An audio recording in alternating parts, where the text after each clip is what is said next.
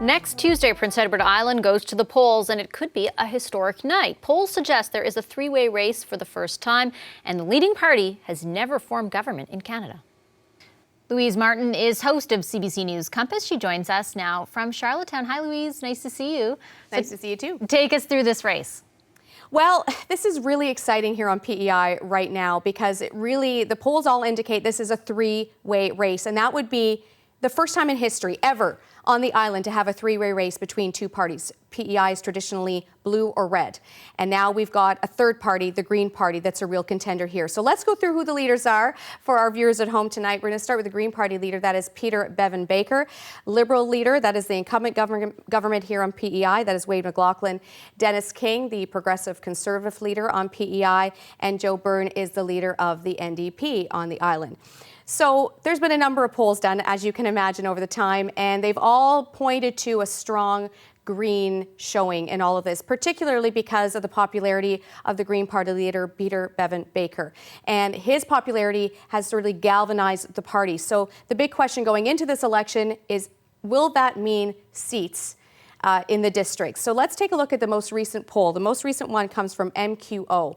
It shows that among decided voters, the Greens are at about 40%. The PCs at 29%, the Liberals at 26%, and the NDP rounding things out at 3%. So that was 400 Islanders over the phone from Thursday to Tuesday. So clearly from these numbers, it looks very strong for the Greens. But as I mentioned, can that popularity, particularly for the leader of the Green Party, translate into plurality of seats? Will that show on election day? And of course, we also have a referendum vote, that is to switch our electoral system from first past the post to mixed member proportional. So there's a lot riding in this election.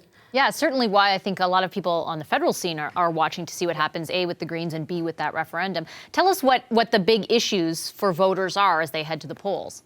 Yeah, there's a number of big issues here on the island. It's the smallest province, so there's always going to be big issues in a small place. And one of those big issues is a lack of affordable housing. We have a vacancy rate on PEI of 0%, nearly 0%. So building of houses, infrastructure is one of the biggest issues here. The other one is healthcare and access to healthcare. We have a growing wait list for a family doctor. It is now at 13,000 people, 8,000 alone in Charlottetown, but 13,000 on the island who are waiting to get to see a family doctor or waiting to get a family doctor. So that was also a big issue, and it came up at our leaders' debate earlier this week. The carbon levy, that's a big one, how to handle that. We're talking about the climate change as part of that dynamic as well. Rural internet and providing high-speed internet to all areas on Prince Edward Island. Also a federal issue as well, but certainly a big issue here.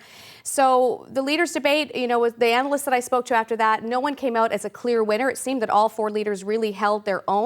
There was a few scrappy moments, mainly between the Greens and the Liberals. But really, this is an election. We just had a few meetings here today, and we're all kind of scratching our head because there's really no clear indication of where things are going to go on April 23rd. I should point out, too, that the advance polls have been really busy. We've had about 22% turnout there, another poll, advance poll today. So those numbers are quite high as we head into Election Day on Tuesday. All right, a lot to watch for on Tuesday. Thank you so much, Louise. That's Louise Martin for us in Charlottetown.